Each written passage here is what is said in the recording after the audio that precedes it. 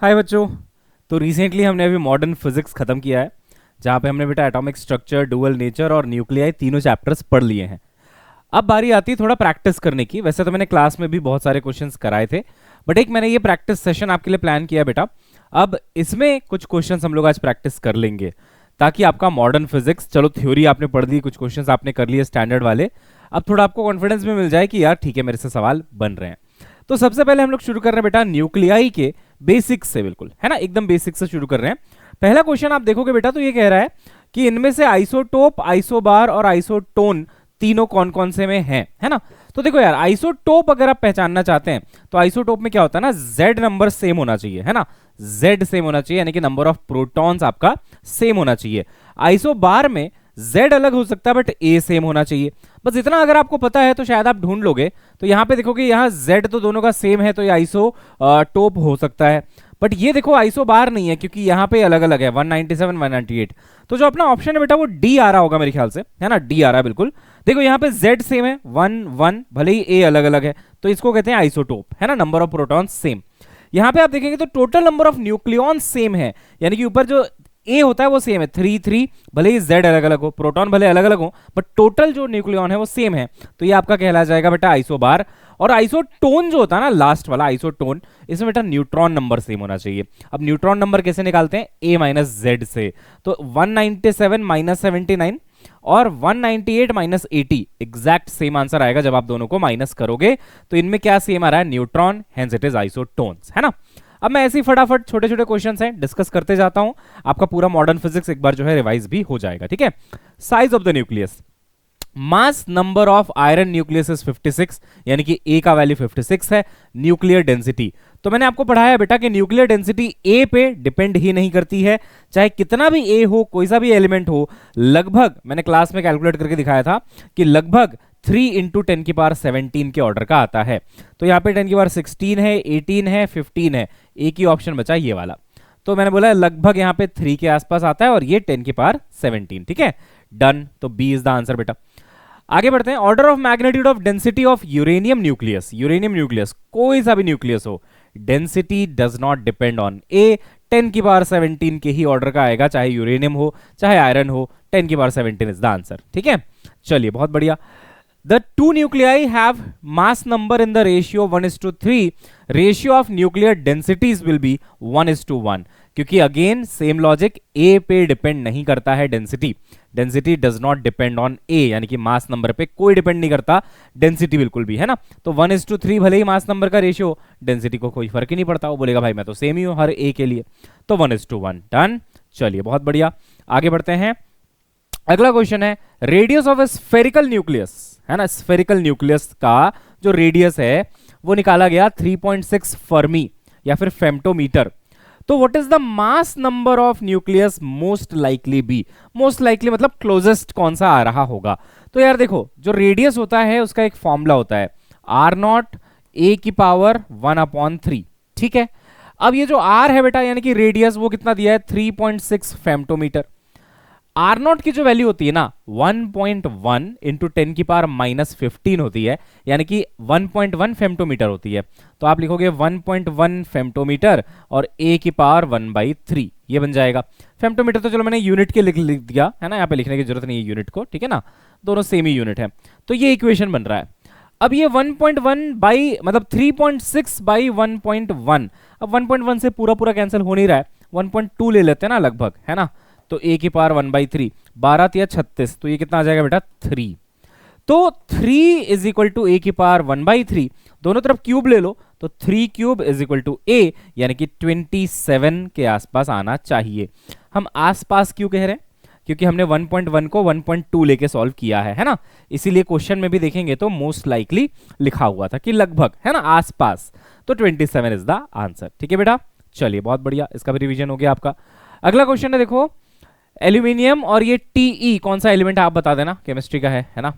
Anyways, तो यहाँ पे लेकिन हमें क्या फिजिक्स में क्या मतलब है कि भाई यहाँ पे A इसका 27 है, इसका जो A है वो 125 है, 125 है।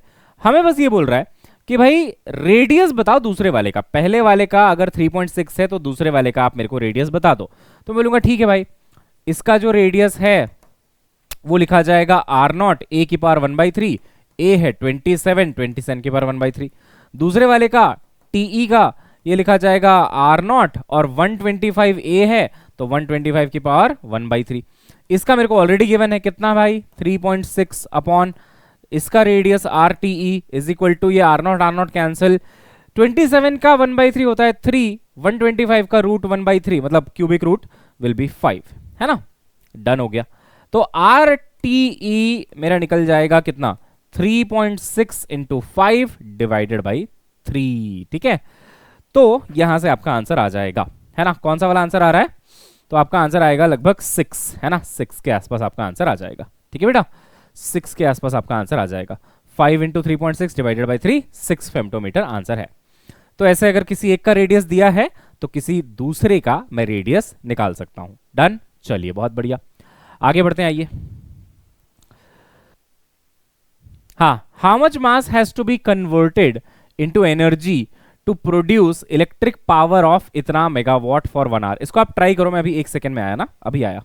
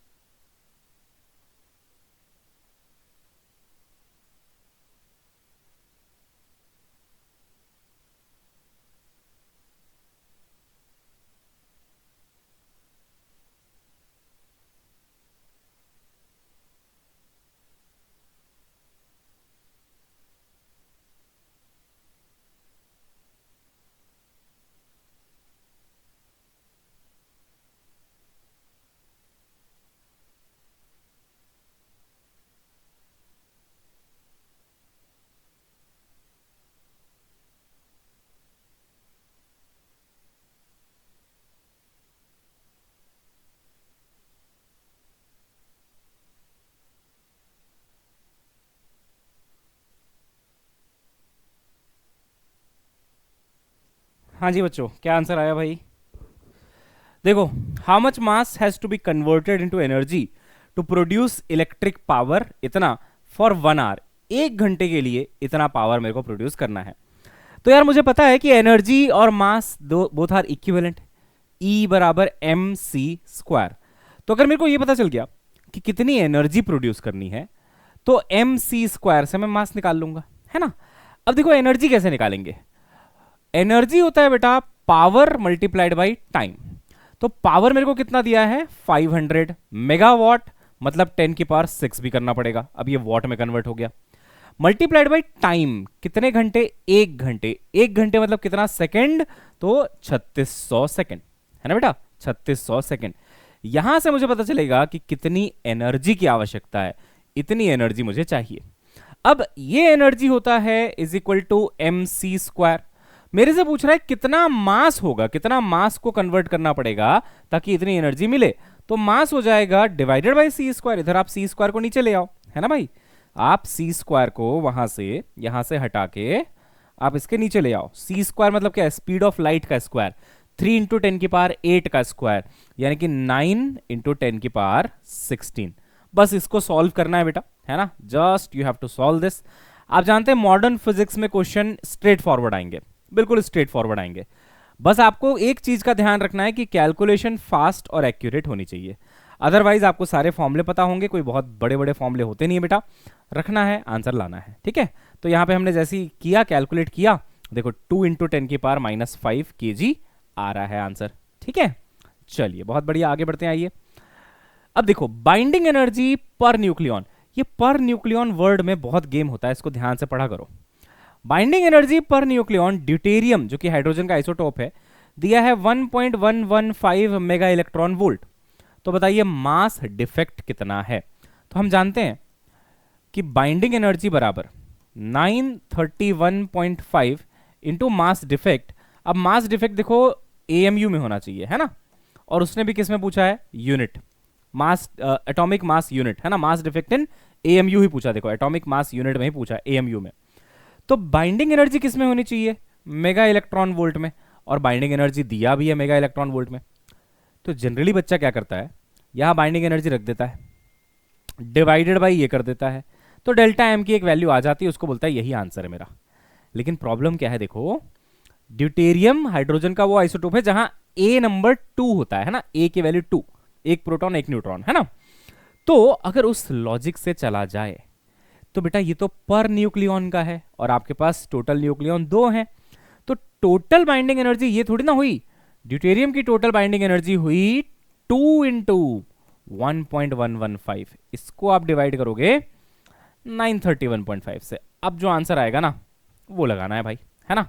तो जब हमने किया इसको कैलकुलेट, जब आप करोगे बेटा 2 इंटू 1.115 डिवाइडेड बाई 931.5, आंसर कुछ ऐसा आएगा 0.0024 U, है ना, एटॉमिक मास यूनिट।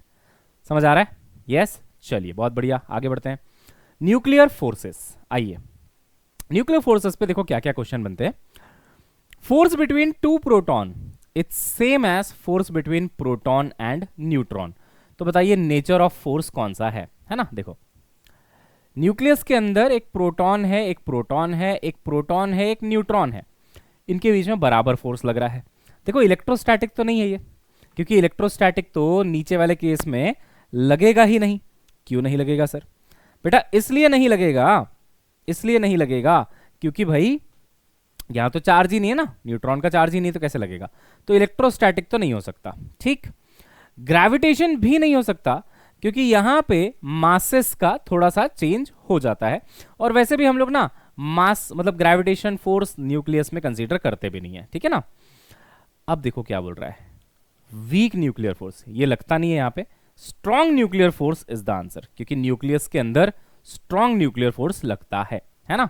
तो चाहे प्रोटॉन प्रोटॉन हो चाहे न्यूट्रॉन न्यूट्रॉन हो, जो न्यूक्लियर फोर्स की वैल्यू है वो दोनों में बराबर ही लगेगी, ठीक है, बराबर ही लगेगी, ठीक है। तो यहां पे भी उतना ही न्यूक्लियर फोर्स और यहां पे भी उतना ही न्यूक्लियर फोर्स। तो अगर आपसे कोई सिर्फ ये पूछे कि प्रोटॉन प्रोटॉन में, प्रोटॉन न्यूट्रॉन में जो न्यूक्लियर फोर्स है सेम डिस्टेंस पे रखने पे, तो न्यूक्लियर फोर्स अलग है कि सेम है, तो आप बोलेंगे न्यूक्लियर फोर्स यहां और यहां बिल्कुल सेम है।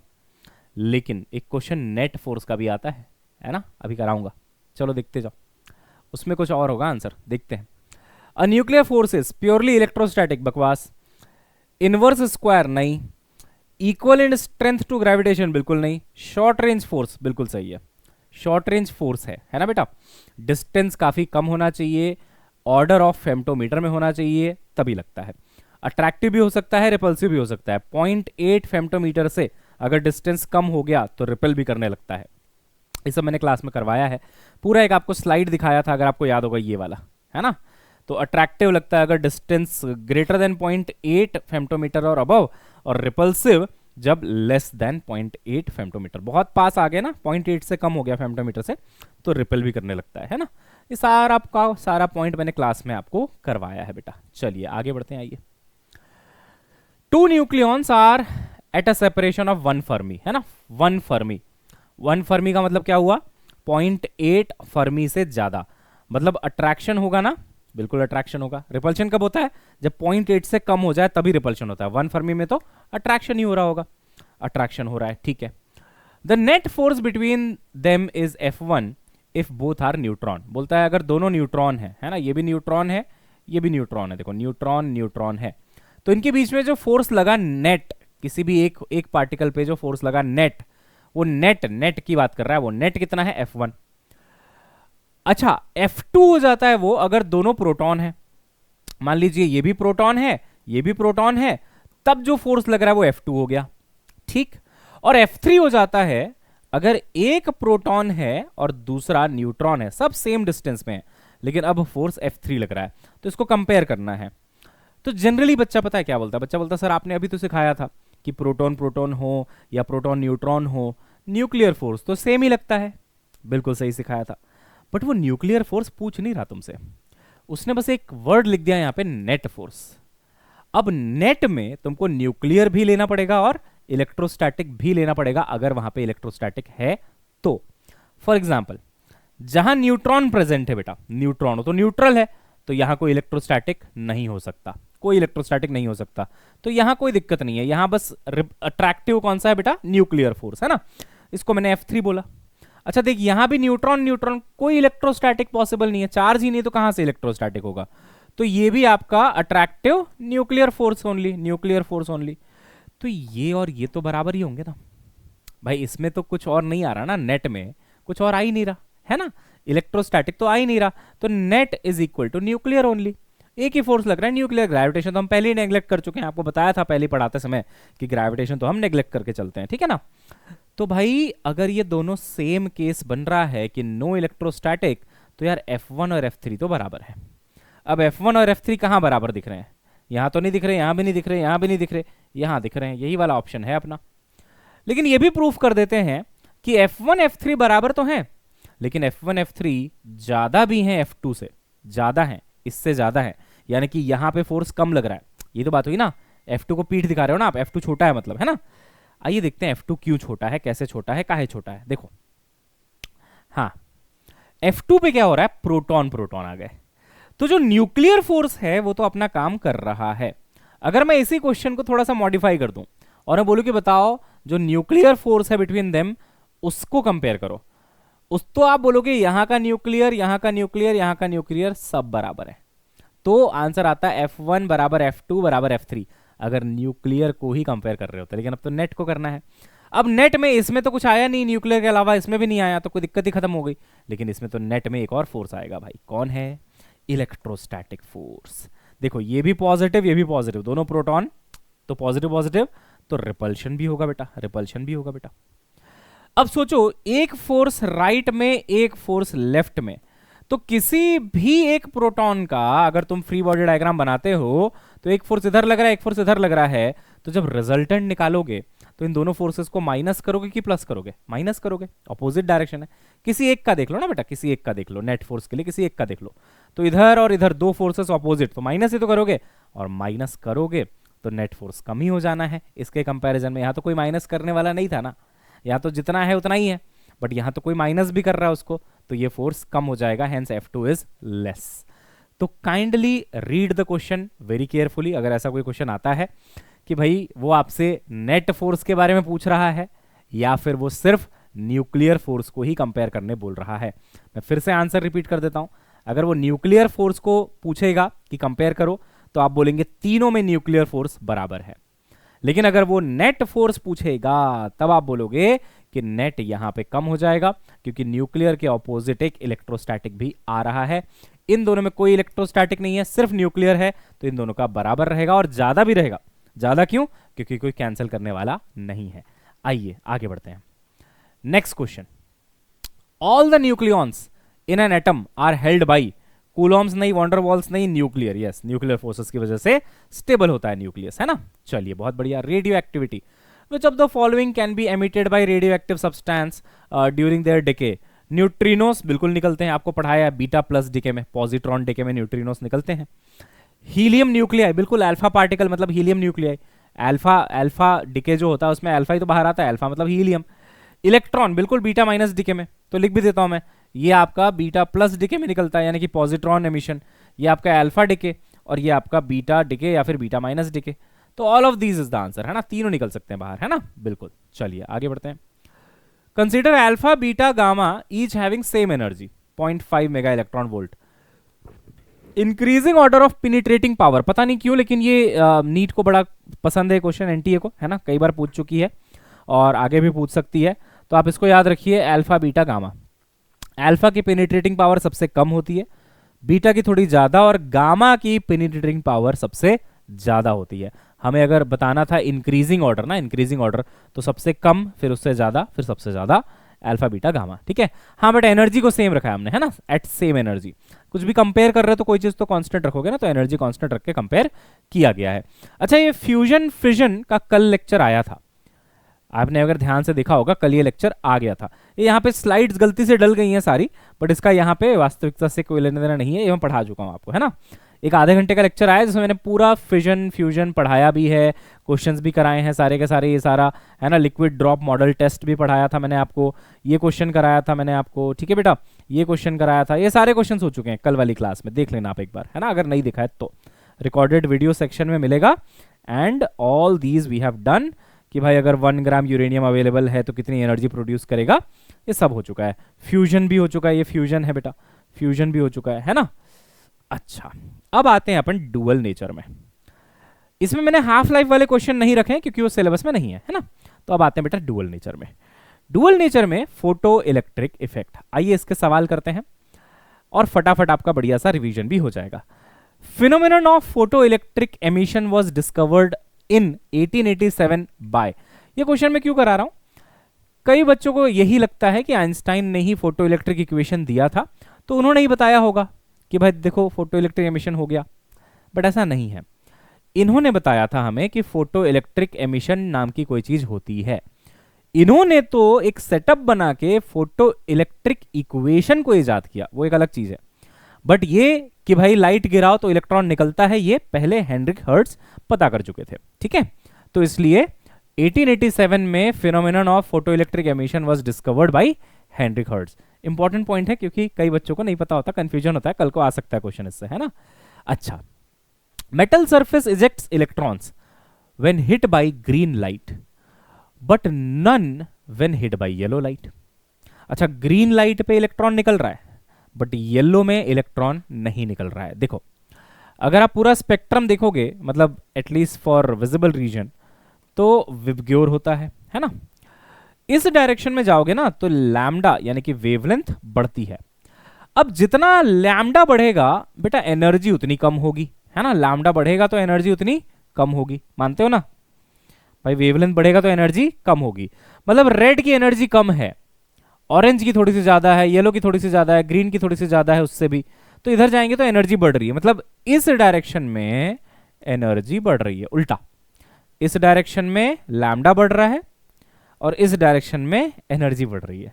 तो अगर मैं इसी डायरेक्शन की बात करूं तो एनर्जी कम हो रही है, समझे ना, कंफ्यूज तो नहीं हुए। अरे बेटा लैम्डा बढ़ेगा तो एनर्जी घटेगी, सिंपल, ठीक। अब उसने बोला कि यार जब मैं ग्रीन लाइट गिराता हूं तो फोटो इलेक्ट्रिक इफेक्ट होता है, हो जाता है ग्रीन लाइट पे, यानी कि यहां पे फोटो इलेक्ट्रिक इफेक्ट हुआ, इस वेवलेंथ पे हुआ, लेकिन जैसे मैंने येलो गिराया फोटो इलेक्ट्रिक इफेक्ट होना बंद हो गया। तो बेटा येलो में जब आप आए ग्रीन से येलो तो आपका वेवलेंथ बढ़ा ना, तो दैट एक्सप्लेन्स कि तुमने वेवलेंथ को इतना बढ़ा दिया, शायद थ्रेशोल्ड से ज्यादा बढ़ा दिया, तो थ्रेशोल्ड वेवलेंथ ग्रीन के ऊपर रहा होगा कि green was the threshold wavelength. अब थ्रेशोल्ड वेवलेंथ क्या बताता है, वो मैक्सिमम वेवलेंथ जहां तक फोटो इलेक्ट्रिक इफेक्ट होगा, उससे तुम ज्यादा बढ़ा दोगे तो फिर नहीं होगा। तो तुमने ग्रीन से येलो पे चले गए तुम, तो नहीं हुआ, शायद थ्रेशोल्ड रहा होगा ग्रीन, तभी नहीं हुआ येलो में। तुम खुद ही कह रहे हो ना नहीं हुआ, मैं थोड़ी कह रहा हूँ, वो खुद ही कह रहा हो नहीं हुआ तो नहीं हुआ, तो नहीं हुआ, उसका एक्सप्लेन कर रहा हूं मैं क्यों नहीं हुआ, क्योंकि येलो पे आते ही वेवलेंथ बढ़ गई, एनर्जी कम हो गई लाइट की, नहीं निकाल पाया वो इलेक्ट्रॉन को। अब क्या चाहते हो भाई, the electron will be ejected when the surface is hit by blue light. अच्छा, ब्लू किधर है, ब्लू, ब्लू तो यार ग्रीन के पहले है, पहले है, मतलब ब्लू का वेवलेंथ तो कम होगा, कम मतलब एनर्जी ज्यादा, पक्का निकलेगा इलेक्ट्रॉन इसमें, इसमें तो होना ही होना है, इसमें भी होना है, इसमें भी होना है, इन सब में होना है, इसके पीछे अल्ट्रा वायलेट है उसमें भी होना है फोटो इलेक्ट्रिक इफेक्ट। तो आप ग्रीन से जितना कम रखेंगे ना वेवलेंथ को, सब में होगा, और बल्कि ज्यादा तेज इलेक्ट्रॉन बाहर आएंगे, बिकॉज काइनेटिक एनर्जी का फॉर्मूला होता है H by lambda minus H C by lambda naught. ये तो चलो फिक्स है, मटेरियल भी डिपेंड कर रहा है। आप वेवलेंथ जितना कम करते जाओ, देखो ब्लू मतलब ग्रीन से कम आ गए, ब्लू पे आ गए, इंडिगो में आ गए, वॉलेट में आ गए, वेवलेंथ कम, तो ये एनर्जी बढ़ेगी, ये एनर्जी बढ़ेगी तो काइनेटिक एनर्जी बढ़ेगा। समझ रहे हो मेरी बात। तो ब्लू पे तो होना ही है। हीट रे से तो चलो बकवास है, 4 ऑप्शन नहीं बन रहे थे, कुछ भी बना दिया। अब देखो इंफ्रारेड और रेड, तो रेड तो ऑलरेडी येलो के आगे है, येलो में ही जब बंद हो चुका है इलेक्ट्रॉन आना, तो ना तो ऑरेंज में आएगा ना तो रेड में आएगा। और इंफ्रारेड तो इनका भी बाप निकला, इंफ्रारेड तो और आगे होता है, रेड से भी आगे होता है बेटा, उसमें तो और नहीं होना है कुछ, तो इसमें तो हो ही नहीं सकता, इसमें हो ही नहीं सकता, ये तो बकवास ऑप्शन है। ये आपका सही आंसर है, ब्लू लाइट, ब्लू लाइट पे होगा, है ना, ब्लू लाइट पे होगा। चलिए experimental study of photo electric effect study कर रहे हैं अपन, एक्सपेरिमेंटल, कि एक्सपेरिमेंट से मुझे क्या क्या देखने सीखने समझने को मिला। क्या कह रहा है, which of the following statement is correct regarding the photo electric experiment. अच्छा, कौन सा करेक्ट है? The photo current increases with intensity of light. Photo current I intensity के बढ़ने से बढ़ता है। करेक्ट ढूंढना था ना। हाँ, मेरे को तो लग रहा है यही करेक्ट है यार, ये पढ़ाया मैंने क्लास में, आपको याद होगा तो, कि जितनी ज्यादा इंटेंसिटी होगी, है ना, उतने ज्यादा नंबर ऑफ फोटॉन्स होंगे, क्योंकि number of photons per second का फॉर्मूला होता है ना, I A lambda divided by H C, keeping the energy constant lambda constant. आप जितना इंटेंसिटी बढ़ाओगे नंबर ऑफ फोटॉन बढ़ेगा, नंबर ऑफ फोटॉन बढ़ेगा तो ज्यादा इलेक्ट्रॉन्स भी बाहर आएंगे, क्योंकि एक फोटोन एक इलेक्ट्रॉन को निकाल रहा है, ऐसा मान रहे हैं हम। तो नंबर ऑफ फोटोन पर सेकंड बढ़ा तो नंबर ऑफ इलेक्ट्रॉन पर सेकंड बढ़ा, और नंबर ऑफ इलेक्ट्रॉन पर सेकंड बढ़ा मतलब चार्ज पर सेकंड बढ़ गया ना, तो करंट बढ़ गया। हेंस इंटेंसिटी बढ़ेगी, करंट बढ़ेगा। पहला ही ऑप्शन सही लग रहा है, पहला ही ऑप्शन सही लग रहा है, बिल्कुल सही भी है। अब देखो बाकी गलत क्यों है, समझ लो एक बार। Stopping potential increases with increase in intensity, नहीं, स्टॉपिंग पोटेंशियल बराबर के मैक्स अगर जूल में है डिवाइडेड बाई ई, तो के मैक्स का जो फॉर्मूला है ना, वही फॉर्मूला स्टॉपिंग पोटेंशियल का भी है, energy of photon minus work function, है ना। तो H C by lambda minus H C by lambda naught, ऐसा लिखते हैं। बस स्टॉपिंग पोटेंशियल में यहाँ पे ई आ जाता है, यहाँ पे ई आ जाता है। अब देखो इसका इंटेंसिटी से क्या लेना देना है, कोई लेना देना नहीं है। स्टॉपिंग पोटेंशियल का या तो वेवलेंथ से लेना देना है, और या तो आप एनर्जी को एच न्यू लिख लो, तो फ्रीक्वेंसी से लेना देना है लाइट के। इंटेंसिटी से क्या मतलब है, कुछ मतलब नहीं है, तो ये गलत ऑप्शन था। The photo current increases with increase in frequency. अब अगेन यार, फोटो करंट तो इंटेंसिटी पे डिपेंड कर रहा है ना, उसको फ्रीक्वेंसी से लेना देना नहीं है। हाँ, लेकिन कम से कम फ्रीक्वेंसी इतनी होनी चाहिए कि फोटो इलेक्ट्रिक इफेक्ट हो, तो यहाँ तो ऑलरेडी हो रहा है, फोटो इलेक्ट्रिक इफेक्ट हो रहा है। अब होने के बाद तुम फ्रीक्वेंसी बढ़ाओगे तो कोई फर्क इस पे तो नहीं आएगा, करंट पे तो नहीं आएगा, है ना बेटा। Current depends on intensity. अच्छा, तो ये भी नहीं, ऑल ऑफ द अबव भी नहीं, है ना, तो करेक्ट आंसर इज 1, है ना, पहला वाला करेक्ट है। चलो भाई नेक्स्ट क्वेश्चन, इसको आप करेंगे, मैं अभी आया, है ना।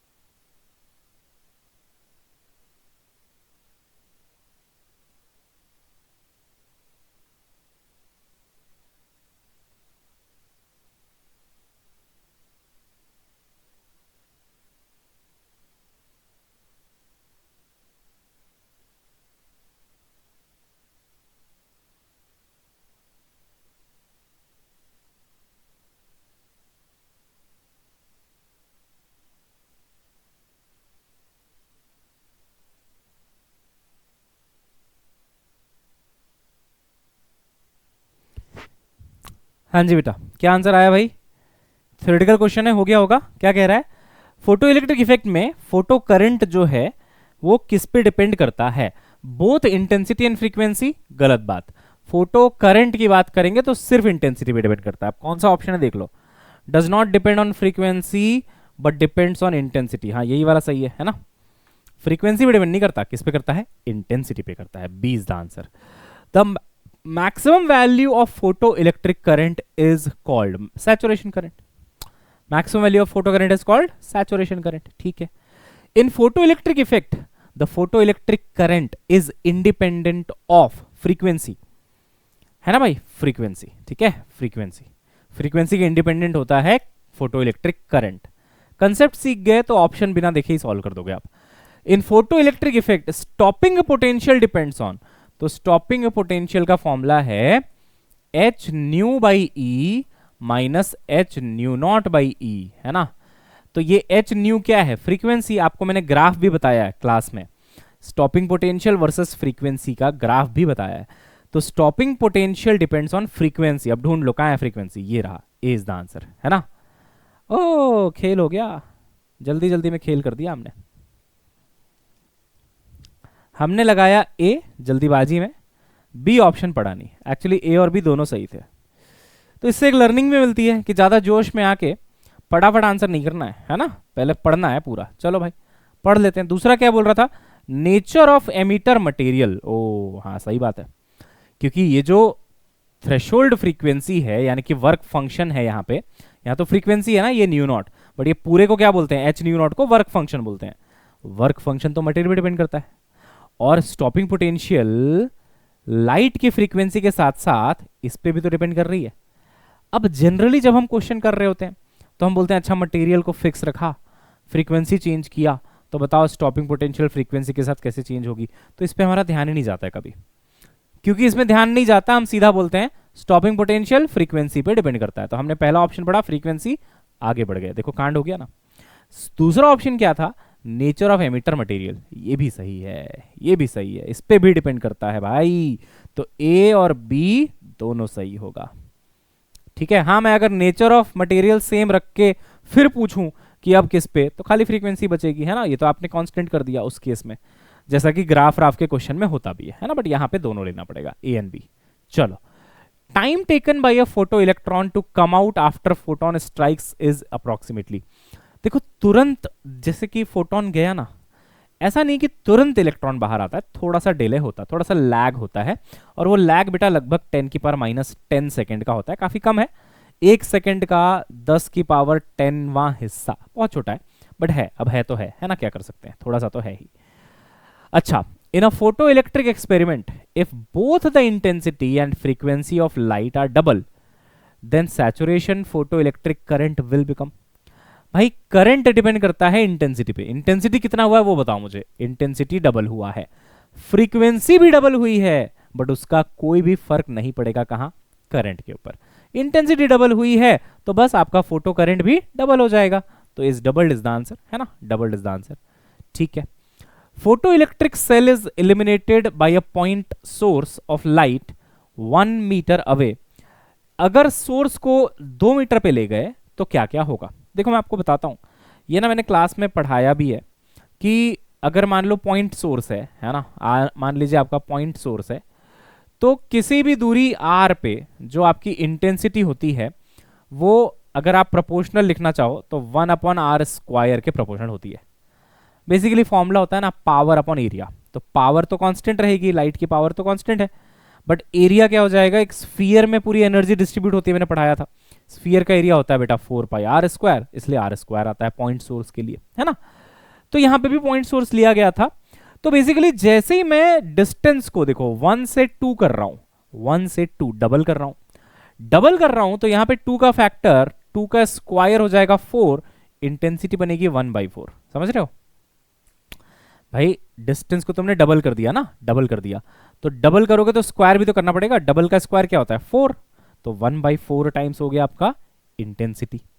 अब देखते हैं क्या कह रहा है। अच्छा ये भी याद रखना कि number of photons per second intensity into area IA lambda upon HC, यानी कि नंबर ऑफ फोटॉन पर सेकेंड प्रोपोर्शनल टू I होता है ना। तो सोचो अगर इंटेंसिटी 1/4 होगी तो नंबर ऑफ फोटॉन पर सेकेंड भी कितना हो जाएगा, 1/4 हो जाएगा। अच्छा अगर फोटॉन्स 1/4 हो गए तो इलेक्ट्रॉन्स भी 1/4 हो जाएंगे, क्योंकि एक फोटॉन एक इलेक्ट्रॉन को निकाल रहा है ना, तो अगर फोटॉन्स ही 1/4 गिरेंगे सरफेस पे, क्योंकि इंटेंसिटी 1/4 हो गई तो फोटॉन्स भी 1/4 हो गए, तो इलेक्ट्रॉन्स भी 1/4 हो जाएंगे। अब आप आंसर आराम से कर पाओगे, क्या है, each emitted electron carries 1/4 of initial energy. नहीं, इलेक्ट्रॉन की एनर्जी बिल्कुल भी चेंज नहीं हो रही है यहाँ पे, है ना, इंटेंसिटी बदल रहा है, उससे लाइट की एनर्जी नहीं बदल रही। Number of electrons emitted is half, electrons का नंबर कितना हो रहा है, एक्चुअली 1/4 हो रहा है, अब ये हाफ बोल रहा है, ये भी गलत है, ये भी गलत है। Each emitted electron carries half the initial energy, energy में कोई फर्क नहीं पड़ा है भाई। अब देखो यही होना चाहिए answer, number of electrons emitted is a quarter of initial number, है ना, 1/4 क्वार्टर। ठीक है, चलिए तो डी इज द आंसर, है ना बेटा।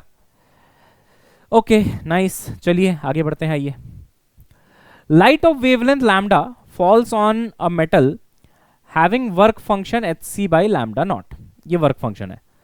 तो फोटो इलेक्ट्रिक इफेक्ट कब होगा, कब होगा, जब लाइट का वेवलेंथ कम होगा, किससे, थ्रेशोल्ड से।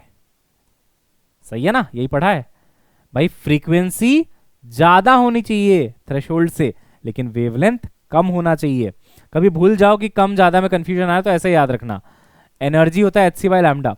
इतना याद रखो, एनर्जी तो ज्यादा ही चाहिए, वर्क फंक्शन से ज्यादा एनर्जी चाहिए, फोटोन की एनर्जी ज्यादा होनी चाहिए जितना वहां टैक्स लग रहा है उससे। तो एनर्जी ज्यादा कब होगी, जब वेवलेंथ कम होगा, इसीलिए वेवलेंथ कम होना चाहिए लैम्डा नॉट से। But on a limiting case we can also write equal, है ना, तो लेस देन इक्वल टू ये, है ना, तो बी इज द आंसर। ठीक है, चलिए भाई और पढ़ते हैं।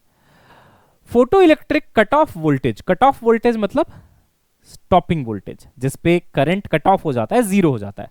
तो स्टॉपिंग पोटेंशियल मेरे को 1.5 वोल्ट दिया है। पूछ रहा है काइनेटिक एनर्जी कितना होगा। तो आपको मैंने पढ़ाया बेटा, काइनेटिक एनर्जी मैक्सिमम बराबर सीधा सीधा स्टॉपिंग पोटेंशियल, अगर ये इलेक्ट्रॉन वोल्ट में है तो ये वोल्ट में है, सीधा सीधा, नो कन्वर्जन रिक्वायर्ड। तो देखिए 1.5 वोल्ट, तो ये 1.5 इलेक्ट्रॉन वोल्ट, आंसर ये है। हालांकि अगर जूल में पूछे, अगर जूल में पूछे तो फिर थोड़ा सा कन्वर्जन लगता है, तब ये लगता है kinetic energy maximum in joule divided by E करना पड़ता है। तो अगर मेरे को ये दिया हुआ है 1.5 और मेरे को काइनेटिक एनर्जी चाहिए जूल में, तो ई इधर चला जाएगा, ई से इसको मल्टीप्लाई करना पड़ेगा, 1.6 10 की पावर -19 करना पड़ेगा। बट इतना आप इस क्वेश्चन में क्यों नहीं कर रहे हो, इसमें आपका आंसर सीधा कैसे आ गया, बिकॉज ऑलरेडी आपको आंसर इलेक्ट्रॉन वोल्ट में ही पूछा गया है। चारों ऑप्शन देखो इलेक्ट्रॉन वोल्ट में ही है, तो आपने बोला जितना वोल्टेज है वोल्ट में उतना एनर्जी है इलेक्ट्रॉन वोल्ट में, डायरेक्ट कन्वर्जन। ठीक है, मतलब नो कन्वर्जन बेसिकली। चलिए अब देखो एक डायग्राम दिया है ना, एक ग्राफ यहां से स्टार्ट हुआ यहां तक गया, एक यहां से स्टार्ट हुआ यहां तक गया, एक यहां से स्टार्ट हुआ यहां तक गया। हमसे क्या पूछ रहे हैं, देखो ऑप्शंस देख लो आप, कि फ्रीक्वेंसी ए बी का बराबर है क्या, या ए और बी और सी का बराबर है, ए और सी का बराबर है। देखो जो अपना स्टार्टिंग पॉइंट है ये वाला, ये बताता है स्टॉपिंग पोटेंशियल। तो मेरे को एक बात क्लियरली दिख रही है कि ए का स्टॉपिंग पोटेंशियल और बी का स्टॉपिंग पोटेंशियल बराबर है ना। अब फॉर अ गिवन मटेरियल, देखो तीनों ग्राफ के लिए मटेरियल सेम है, तो मटेरियल अगर सेम है तो वर्क फंक्शन कांस्टेंट हो गया। तो ऐसे में स्टॉपिंग पोटेंशियल सिर्फ एक ही चीज पे डिपेंड करेगी, किस पे बेटा, फ्रीक्वेंसी पे। देखो ये फॉर्मूला है ना, H nu by E minus work function by E, है ना, ये तो सेम ही है तीनों के लिए, तो इस पे तो जाना ही नहीं अपने को। तो स्टॉपिंग पोटेंशियल सिर्फ फ्रीक्वेंसी पे ही डिपेंड करता है। तो अगर सोचो ए और बी का स्टॉपिंग पोटेंशियल सेम है, तो इसको सेम होने के लिए फ्रीक्वेंसी को भी सेम होना पड़ेगा। तो फ्रीक्वेंसी ऑफ ए बराबर फ्रीक्वेंसी ऑफ बी। तो फ्रीक्वेंसी चेक करने के लिए स्टॉपिंग पोटेंशियल को चेक किया जाता है। अच्छा अब देखते हैं कौन कौन सा ऑप्शन बच गया। फ्रीक्वेंसी ए बराबर फ्रीक्वेंसी बी, यही आया था ना, हाँ, तो या तो ए आंसर आएगा तो बी आंसर आएगा। ए और सी का फ्रीक्वेंसी तो अलग अलग है, बी और सी का भी अलग अलग है शायद, है ना, बी और सी का भी अलग अलग, बिल्कुल। तो ये नहीं हो सकता, ये नहीं हो सकता। अब ये क्या बोल रहा है, कैपिटल आई क्या बोल रहा है, intensity, I A I B I C intensity. हाँ अब इंटेंसिटी तो सिंपल है, intensity depends on saturation current. अब ये करंट बता रहा है, देखो ये एक्सेस आपका करंट बता रहा है, तो जिसमें ऊपर तक है उसमें करंट ज्यादा है, इसमें करंट कम है, तो ज्यादा है मतलब ज्यादा करंट। तो यहां पे आप बोलेंगे सैचुरेशन करंट और इंटेंसिटी प्रोपोर्शनल है, जिसका सैचुरेशन करंट ज्यादा उसका इंटेंसिटी ज्यादा।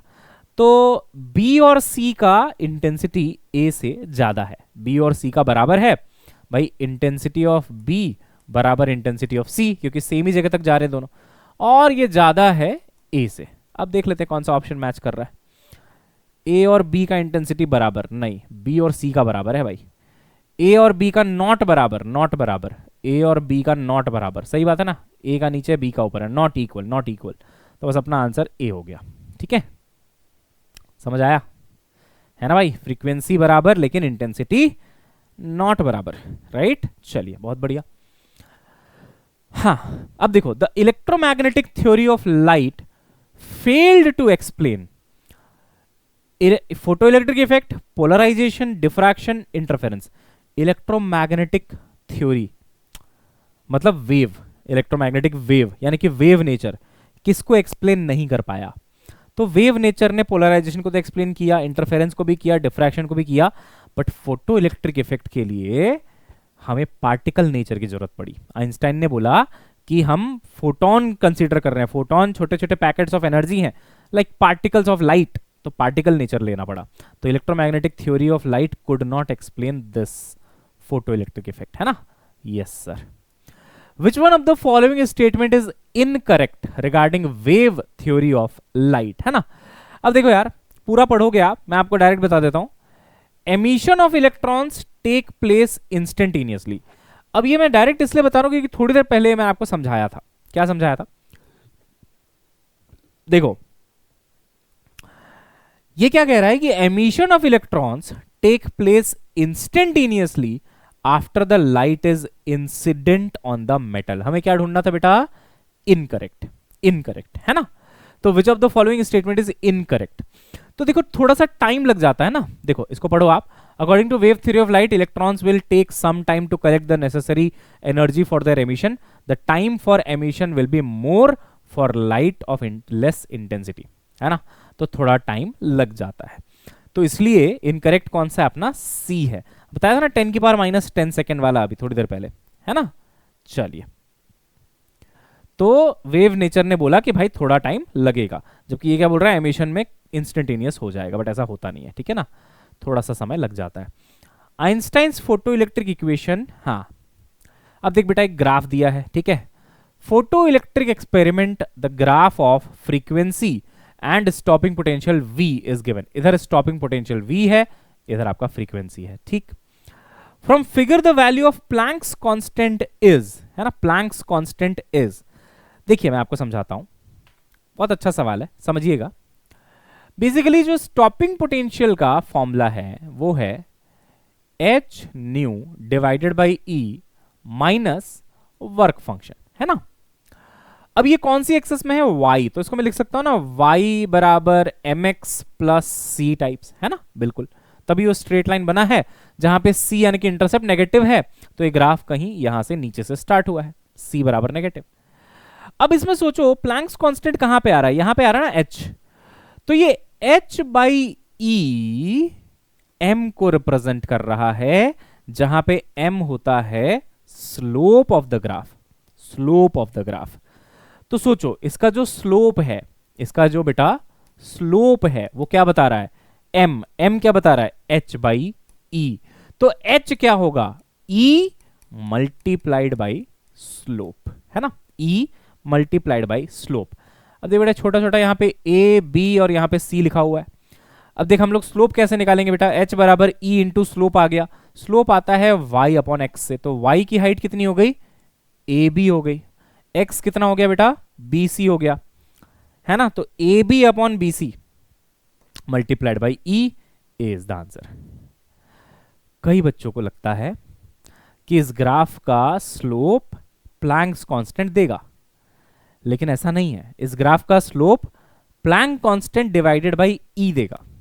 अब ये सब भी मैंने क्लास में सब कुछ कवर किया है। ग्राफ का स्लोप प्लैंक कांस्टेंट कब देता है? अगर आप के मैक्स वर्सेस फ्रीक्वेंसी बनाओ। के मैक्स वर्सेस फ्रीक्वेंसी का भी ऐसा ही कुछ ग्राफ बनता है, लेकिन वहां पे फॉर्मूला ये है के मैक्स बराबर H new minus work function. इसमें डिवाइडेड बाई ई नहीं आता, यहां भी डिवाइडेड बाई ई आएगा ना, मैंने मिस कर दिया था यहाँ पे, यहां भी डिवाइडेड बाई ई आता है, इसमें नहीं आता डिवाइडेड बाई ई। तो सोचो जब y बराबर एम एक्स प्लस सी से कंपेयर करोगे तो m के जगह पे h ही आ रहा है, m के जगह पे क्या आ रहा है? h आ रहा है। तो बस वहां पे स्लोप डायरेक्ट h के बराबर है। बट स्टॉपिंग पोटेंशियल और इसका बनाओगे तो स्लोप h के बराबर नहीं है, किसके बराबर है? h बाई ई के बराबर है, ठीक है। चलो बेटा आगे बढ़ते हैं, आ जाओ। When the photons of energy इतना fall on photosensitive metallic surface of work function itna, electrons are emitted. The most energetic electron coming out of the surface have kinetic energy equal to Kmax. Kmax क्या होता है? Energy of photon minus work function. तो h nu minus h nu naught, है ना, energy of photon minus work function। हो गया? चलो बहुत सिंपल, सीधा आइंस्टाइन इक्वेशन पूछ रहा है आपसे। The photoelectric threshold frequency is nu. When the light of frequency 4 nu is incident, the maximum kinetic energy कितनी होगी? देखो maximum kinetic energy बराबर energy of photon minus work function. अब देखो एनर्जी ऑफ फोटोन होता है h into frequency of light. Frequency of light बोल रहा है 4 न्यू, तो यहां पे आ गया 4 न्यू, माइनस वर्क फंक्शन होता है h into threshold frequency. Threshold frequency को बोल रहा है वो न्यू, तो यहां पे आ गया न्यू। तो 4h new minus h new 3h new, है ना, 3h न्यू।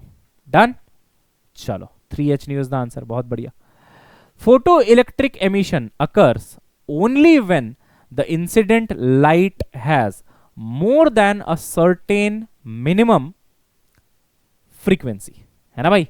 पावर इंटेंसिटी का तो कोई रोल नहीं है, फ्रीक्वेंसी आता है फॉर्मूले में या तो वेवलेंथ आता है फॉर्मूले में, है ना, क्योंकि energy of photon minus work function, है ना, एनर्जी ऑफ फोटोन ज्यादा होना चाहिए। एनर्जी ऑफ फोटोन तब ज्यादा होगा जब आपका एक सर्टेन मिनिमम फ्रीक्वेंसी होगी, ताकि एक मिनिमम एनर्जी आपको मिल जाए, है ना। यस, तो वेवलेंथ में हम लोग मैक्सिमम वर्ड यूज करते हैं कि ये मैक्सिमम वेवलेंथ है, जिसके ऊपर, जिसके beyond photo electric effect possible नहीं है, उसको थ्रेशोल्ड वेवलेंथ बोलते हैं, उसमें मैक्सिमम वर्ड यूज करते हैं। फ्रीक्वेंसी और एनर्जी में हम लोग मिनिमम एनर्जी और मिनिमम फ्रीक्वेंसी यूज करते हैं, ठीक है। चलो, the work function of these three materials are 4.28, 2.3, 5.65, ठीक। Their respective threshold frequencies would be, है ना, threshold frequencies सिंपल है यार। देखो वर्क फंक्शन होता है h इंटू न्यू, तो जिसका वर्क फंक्शन ज्यादा है उसका थ्रेशोल्ड फ्रीक्वेंसी भी ज्यादा होगा। न्यू नॉट लिख लो, है ना, न्यू नॉट लिख लो, थ्रेशोल्ड के लिए न्यू नॉट लिख लो, h न्यू नॉट, है ना। तो किसका ज्यादा है भाई, लास्ट वाले का। तो pt greater than k, sorry उसके बाद कौन आएगा, 5.65 के बाद ये थोड़ा ना आएगा, ये आएगा, है ना। तो एल्यूमिनियम आ गया, फिर पोटेशियम आ गया, ठीक है, ऐसा। चलो, photo electric threshold wavelength for silver is lambda naught. Energy of the electron ejected from the surface of silver by an incident wavelength lambda, जबकि लैम्डा है छोटा लैम्डा नॉट से।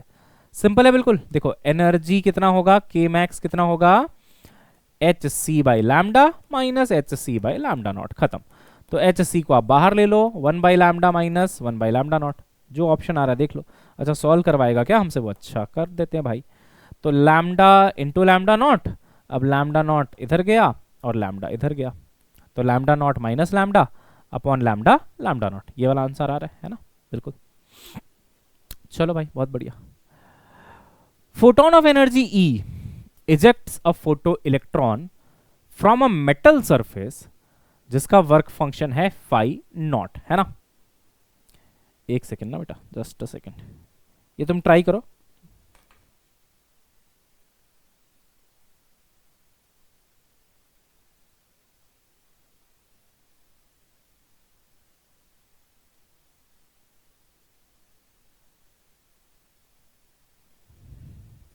हाँ जी बेटा पढ़े, क्या बोल रहा है, photon of energy E ejects a photoelectron from a metal surface whose work function is phi naught. If this electron enters into a uniform magnetic field B in a direction perpendicular to the field and describes a circular path of radius r, then radius r is, अब इसमें क्या है ना, ये combined question है। कौन कौन से चैप्टर का, एक तो तुम्हारा ये फोटो इलेक्ट्रिक इफेक्ट हो गया, डुअल नेचर, और एक magnetism. Magnetic effects of electric current में तुमने एक चीज सीखी होगी बेटा, कि अगर मैग्नेटिक फील्ड ऐसे है ना, ऐसे है मान लो, और तुमने एक v वेलोसिटी से एक चार्ज को ऐसे एंटर करवाया, v वेलोसिटी चार्ज q, तो ये ना सर्कल करने लग जाता है, सर्कल। इस सर्कल का जो रेडियस है बेटा वो होता है mv डिवाइडेड बाई qb। वो इसी रेडियस के बारे में बात कर रहा है कि पहले क्या हुआ, ये इलेक्ट्रॉन आया कहां से, ये मान लो इलेक्ट्रॉन है, तो इलेक्ट्रॉन है तो इसका रेडियस हो जाएगा mass of electron velocity of electron upon E into B, है ना। अब ये इलेक्ट्रॉन आया कहां से, फोटो इलेक्ट्रिक इफेक्ट से, कि भाई यहाँ पे एक प्लेट लगाया था हमने, प्लेट में हमने लाइट गिरा, यहाँ से इलेक्ट्रॉन बाहर निकला, अब इस इलेक्ट्रॉन को मैग्नेटिक फील्ड में भेज दिया। तो चलो निकालते हैं M V by Q B, है ना, M V by Q B. अच्छा डी आंसर है क्या, हाँ देख मैंने लॉजिक से किया इसको सॉल्व, मेरे को इतना समझ में आ गया कि रेडियस का ई बी तो नीचे आएगा। अब इसमें ई बी था बट रूट ई बी था, रूट ई बी थोड़ा ना आएगा, रूट ई बी क्यों आएगा, ई बी आएगा नीचे, है ना। यहाँ एम बी था, एम बी हो ही नहीं सकता, यहाँ ई बी ऊपर है, हो ही नहीं सकता, यहाँ पे ही है बस ई बी नीचे, तो यही आंसर आना चाहिए। बट फिर भी पूरा कर लेते हैं, कोई बात नहीं। देखो अगर एनर्जी ई थी लाइट की और फाई नॉट था वर्क फंक्शन, तो कितने काइनेटिक एनर्जी के साथ इलेक्ट्रॉन बाहर निकला? तो इलेक्ट्रॉन की काइनेटिक एनर्जी होती है ई माइनस फाइव। अब ये इसकी काइनेटिक एनर्जी है, लेकिन मेरे को फॉर्मूले में किसकी जरूरत पता है? वेलोसिटी की जरूरत है। M V by Q B में मैं वेलोसिटी रखूंगा। तो वेलोसिटी कैसे निकालूंगा मैं? कहाँ लिख रहा था? हाँ, यहाँ पे लिख रहा था। वेलोसिटी ऐसे निकाल लूंगा, हाफ एम वी स्क्वायर, ये काइनेटिक एनर्जी हो गया, बराबर ई माइनस फाइव हो गया। तो v की वैल्यू कितनी आ जाएगी? ये 2 इधर गया तो 2 e माइनस फाइव, ओहो, 2 e minus five divided by m, है ना, डिवाइडेड बाई m, सही है ना। ये m भी तो नीचे जाएगा, ये 2 इधर गया, 2 e minus five divided by m, और इसका आप रूट कर दो। अब इसको उठा के वहां वेलोसिटी में डाल दो। तो देखो भाई, रेडियस क्या था? एम वी, v क्या हो गया देखो, अंडर रूट 2 e माइनस, ये माइनस क्यों भूल रहा हूं बार बार, हाँ, e minus five divided by, ये रूट एम भी है यहाँ पे, रूट एम, और उसके नीचे था e इंटू बी। सही है ना भाई, फॉर्मूले में था ना, ये देखो ना, ई बी भी तो था नीचे में, है ना, तो ई बी भी लिखेंगे। अच्छा सर, ई बी भी लिख दिया सर नीचे। अच्छा, अब देखो ऊपर एक एम है, नीचे रूट एम है, तो ऊपर वाले एम को आप ऐसा लिख लो, root M into root M लिख लो 2 बार, तो ये एक रूट एम कैंसिल हो जाएगा। अब ऊपर मिल रहा है आपको under root 2 M e minus five and divided by small E B. But logically ये क्वेश्चन कब का सॉल्व हो गया था कि यार ई बी में रूट तो आएगा नहीं, वो तो वेलोसिटी के अंदर वाले टर्म में ही रूट आएगा, तो ऊपर ही आना चाहिए था रूट, नीचे नहीं आना चाहिए था, तो ये गलत है। एम भी नीचे आएगा नहीं, ई भी ऊपर आएगा नहीं, ई भी नीचे आएगा बिना रूट के, तो यही आपका आंसर था। ठीक है ना, डी। बट एनीवेज पूरा भी कर सकते हो सॉल्व, कौन सा दिक्कत है ना। हाँ भाई देखो तो क्या बोल रहा है, 2 identical photo cathodes receive light of frequency nu one nu two. ठीक है, हाँ, if the velocities of photo electrons coming out are respectively v1 and v2, then क्या रिलेशन है v1 स्क्वायर v2 स्क्वायर इनके सबके बीच में? देखो कुछ नहीं है, मैं ना पहले ऐसा सिंपली लिख लेता हूं कि पहले केस में जो काइनेटिक एनर्जी रही होगी उसको मैं लिख रहा हूं half M V one square. किसकी काइनेटिक एनर्जी है? इलेक्ट्रॉन की। अच्छा, इसका फॉर्मूला क्या होता है भाई? इसका फॉर्मूला होता है energy of photon minus work function. तो क्या क्या दिया है मेरे को? रिसीव लाइट ऑफ फ्रीक्वेंसी इतना इतना, वेलोसिटी इतना इतना, ठीक है, तो वर्क फंक्शन को फाइव लिख लेंगे, कोई बात नहीं। तो एनर्जी ऑफ फोटोन हो गया एच न्यू वन, है ना, देखो न्यू वन फ्रीक्वेंसी है और माइनस वर्क फंक्शन। सेकेंड में क्या हो जाएगा? हाफ एम वी टू का square H nu two minus work function, है ना बेटा, यही आएगा। ठीक है, अब सोचो जोड़ें कि घटाएं, जोड़ें या घटाएं, है ना। तो अपन क्या करते हैं बेटा, एक बार ना अपने को क्या करना है, फाई को हटाना है। कैसे सोचें कि जोड़े की घटाएं? अपने को बेटा फाई को हटाना है। मैं ऑप्शन इसलिए देख रहा था कि फाई है कि नहीं, तो देखो फाई नहीं है कहीं पे भी, फाई को हटाना है। अब तुम खुद सोचो, अगर तुम दोनों को जोड़ोगे, है ना भाई, जोड़ोगे, बस सिंपली लिख दिया माइनस फाइव, तो माइनस 2 फाइव बन जाएगा। अब गले की हड्डी बन जाएगा वो, उसको कहाँ कहाँ लेके घूमते रहोगे, इसलिए फाई को हटाना जरूरी है। और फाई तब हटेगा जब आप इसको माइनस करोगे, minus this minus this, this minus this, this minus this. अब माइनस ऑलरेडी था तो माइनस माइनस प्लस हो जाएगा, तो ये अब माइनस फाइव और ये प्लस फाइव, ये तो जीरो हो गया भाई, घटाने से तो खत्म होगा बेटा। अरे यार, ये भी माइनस फाइव है, ये भी माइनस फाइव है, तुम दोनों को अगर जोड़ोगे तो थोड़े ना खत्म होंगे दोनों, जुड़ के तो ये माइनस 2 फाइव बन जाएंगे। लेकिन सोचो माइनस फाइव को आप घटा दो माइनस फाइव से, तो माइनस माइनस प्लस बन गया, अब ये जीरो हो जाएगा। तो मेरे को ये अंडरस्टैंडिंग लानी थी कि भाई दोनों को जोड़ा जाए कि घटाया जाए, तो घटाया जाए, यही समझ में आया। घटाने से ये जीरो हो गया। अब यहाँ क्या बचेगा? H nu one minus nu two, और इधर क्या बचेगा? Half M V one square minus V two square, बस यही आंसर है आपका। अच्छा, हाफ एम को उधर भी भेजना है, चलो वो भी कर देते हैं, कोई बात नहीं। तो V one square minus V two का स्क्वायर बराबर, ये 2 इधर गया तो 2h, m नीचे आया तो m, और यहां बचेगा nu one minus nu two. तो ये आपका आंसर है ना। कौन सा ऑप्शन आ रहा है भाई? पहला वाला, है ना, फर्स्ट वाला। ठीक है, कोई बोलेगा सर जोड़ने भी तो ये से भी तो यही आ जाता, जोड़ देते आप इसको दोनों को, ये प्लस ये प्लस ये, तो बेटा जोड़ने से ये भी तो जुड़ जाते, माइनस 2 फाइव भी तो आता, वो तो नहीं लिखा ना इसमें, तो इसलिए सी ऑप्शन तो गलत है ना बेटा। फाई कैंसिल कब होगा, जब तुम घटाओगे, तो यही फाई कैंसिल होगा। यहाँ तो -2 फाई भी होता, अगर मैं यहाँ पे लिख दूँ -2 फाई तो ये भी सही है, दो तो सही हो नहीं सकते, इसीलिए 2 फाई नहीं लिखा है उसमें, ताकि ये गलत साबित हो जाए, तो ये गलत है अभी, है ना। चलो, ए इज करेक्ट। तो अब देखते हैं, एक आध क्वेश्चन और कर लेते हैं। क्या कह रहा है, the figure shows stopping potential and frequency, ठीक है वो तो दिख रहा है। तो बोल रहा है work function of A as compare to B. देखो भाई, ए ये वाला है, इसका स्टार्टिंग पॉइंट यहां है, बी का यहां है। अब वर्क फंक्शन कभी नेगेटिव नहीं होता, वो तो चलो ग्राफ में नेगेटिव दिख रहा है क्योंकि इक्वेशन वैसा है ना, इक्वेशन में वर्क फंक्शन से आपने घटाया इसलिए माइनस आ गया।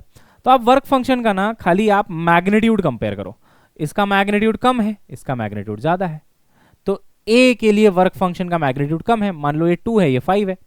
हाँ मैं मानता हूं माइनस साइड में दिख रहा है, बट वर्क फंक्शन माइनस होता नहीं है। वो माइनस क्यों दिख रहा है समझे आप, माइनस इसलिए दिख रहा है क्योंकि आप जब के या फिर स्टॉपिंग पोटेंशियल का फॉर्मूला लिखते हो तो H nu by E minus work function by E करते हो, इसलिए नीचे की तरफ दिख रहा है ना। बाकी इसका मतलब ये नहीं कि वर्क फंक्शन नेगेटिव होता है, वर्क फंक्शन हमेशा पॉजिटिव होता है, ठीक है।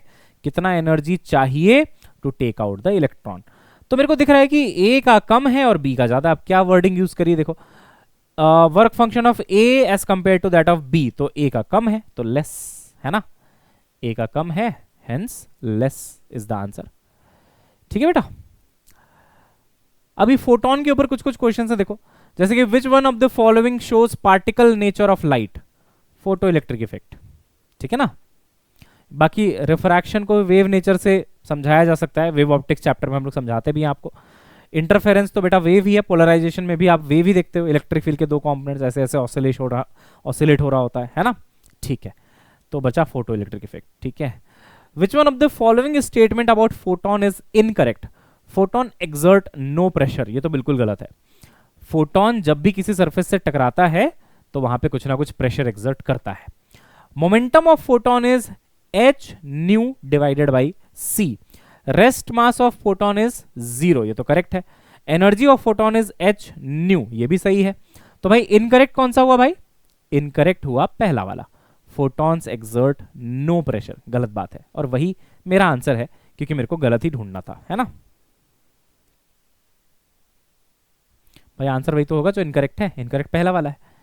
फोटोन एक्सर्ट नो प्रेशर गलत बात है ना, दे एक्सर्ट प्रेशर, क्योंकि जब फोटोन किसी सरफेस से टकराता है ना तो फोटोन का कुछ ना कुछ मोमेंटम है जो यहाँ लिखा हुआ है, एच बाई लैम्डा या एच न्यू बाई सी, तो मोमेंटम में चेंज होता है टकराने से, डिपेंडिंग ऑन कितना अब्जॉर्ब हुआ कितना रिफ्लेक्ट हुआ, तो इस वजह से यहाँ पे कुछ ना कुछ प्रेशर आ जाता है, बिकॉज चेंज इन मोमेंटम मतलब फोर्स डिवाइडेड बाई टाइम करोगे तो फोर्स आएगा, चेंज मोमेंटम अपॉन टाइम, तो उससे प्रेशर आ जाता है। In photon particle collision such as photon electron collision, which of the following may not be conserved, total energy, total momentum, number of photons, number of photons is the right answer। देखो photon जब भी टकराता है किसी से भी, किसी भी पार्टिकल से, किसी भी सरफेस से ना, तो उसकी एनर्जी कंजर्व्ड रहती है, उसका मोमेंटम भी कंजर्व्ड रहता है। Energy is conserved, momentum is conserved. Energy conserve because कोई नॉन कंजर्वेटिव फोर्स नहीं लग रहा, उसका वर्क डन नहीं है मैकेनिक्स के पॉइंट ऑफ व्यू से देखें तो। और मोमेंटम कंजर्वेशन क्योंकि फोर्सेस आर इंटरनल, वो इलेक्ट्रॉन पे फोर्स लगाएगा तो इलेक्ट्रॉन भी इस पे लगाएगा, तो सिस्टम का मोमेंटम कंजर्व रहेगा। लेकिन नंबर ऑफ फोटोन जरूरी नहीं है कि कंजर्व रहे, क्योंकि हो सकता है वो सरफेस फोटोन को थोड़ा एब्जॉर्ब कर ले, हो सकता है वो सरफेस फोटोन एमिट कर दे, कुछ भी हो सकता है, इसलिए number of photons is not conserved.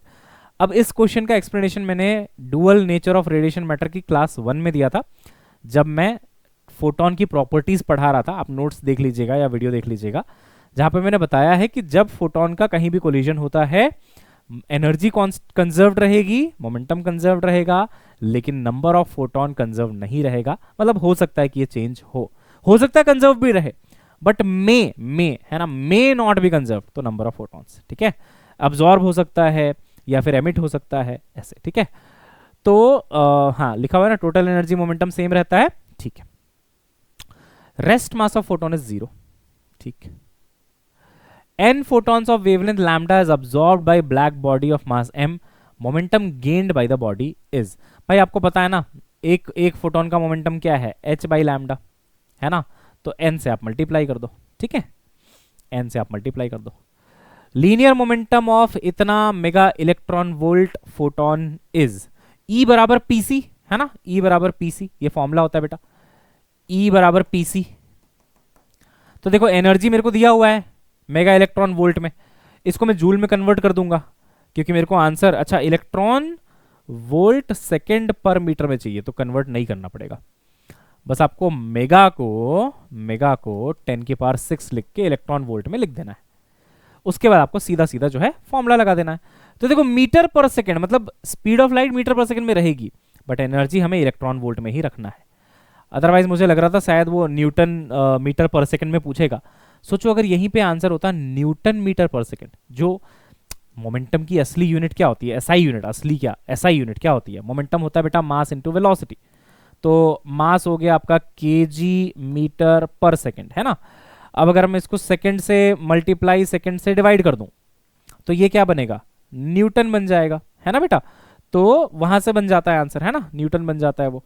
तो बेसिकली न्यूटन सेकेंड आ जाता है ना आंसर, न्यूटन सेकेंड आ जाता है। बट यहां पे क्या दिया हुआ है अपने को, electron volt meter, electron volt second पर मीटर। तो आप क्या करोगे, एनर्जी को इलेक्ट्रॉन वोल्ट में ही रहने दोगे, ठीक है, इलेक्ट्रॉन वोल्ट में रहने दोगे, और सी को मीटर पर सेकेंड में रख दो, आ गया आंसर, ठीक है ना। चलो अब एक काम करते हैं बेटा, कुछ और सवाल है इसमें, ये पीडीएफ मैं आपको दे रहा हूं, हर सवाल का जो है ना सॉल्यूशन भी यहां पे दिया हुआ है। एक बार पूरा फोटो इलेक्ट्रिक इफेक्ट तक आप लोग कर लेना, ठीक है ना। कुछ ही क्वेश्चंस बचे होंगे फोटो इलेक्ट्रिक इफेक्ट में, है ना, मुश्किल से 8-10 क्वेश्चन होंगे या उससे भी कम होंगे शायद। इतना आप निपटा दीजिएगा। अभी हम लोग कौन से में हैं, 48 में है ना, हाँ, तो वही है, कुछ 8-10 के आसपास हैं, फिर ना एटम्स आ जाएगा, है ना, फिर आपका एटम्स आ जाएगा। तो यहां तक आप निपटा के रखो, एटम्स के क्वेश्चन में अगली क्लास में आपको एक और क्लास लेके करवाऊंगा, ठीक है। तो आज हमने न्यूक्लियाई के क्वेश्चन किए और फोटो इलेक्ट्रिक इफेक्ट यानी कि डुअल नेचर के क्वेश्चन किए। तो इतना आप करके रखिए, फिर वेव नेचर ऑफ मैटर मतलब डी ब्रॉगली वेवलेंथ के हम लोग करेंगे आगे से, ठीक है ना। एक और सेशन आएगा लगभग 1 घंटे का, जिसमें आपके बाकी सारे क्वेश्चंस खत्म हो जाएंगे, है ना। तो अभी थोड़ी सी तबीयत खराब है तो मैं 1 घंटे का ही सेशन ले रहा हूँ, उससे ज़्यादा नहीं ले रहा हूँ फिलहाल, ठीक है, क्योंकि नीट टॉपर्स पे भी सेशन जाना होता है, यहाँ पे भी फिर ऑफलाइन भी होता है बेटा, तो थोड़ा सा लोड बढ़ जाता है, इसलिए अभी मैंने सेशंस ड्यूरेशन 1.5 घंटे नहीं रखा है, 1 घंटे रखा है। बट जैसे ही थोड़ा बेटर फील होने लग जाएगा, तबीयत सही हो जाएगी, मैं सेशन का ड्यूरेशन बढ़ा दूंगा, ठीक है। तो ये प्लीज आप क्वेश्चंस यहां तक कर लीजिएगा, जो मैंने बोला 48 तक तो मैंने करा ही दिया था, 59 तक आप निपटा लीजिएगा, 10-11 क्वेश्चन ही हैं बेटा। उसके बाद यहां से मैं कल आगे का डिस्कशन कंटिन्यू कर दूंगा, ठीक है। चलिए मिलते हैं नेक्स्ट क्लास में, और एमवी सैट में अगर आपने खुद को एनरोल नहीं किया अभी तक तो फटाफट कर लीजिएगा, ठीक है। चलिए बेटा, bye bye, have a nice day, see you soon.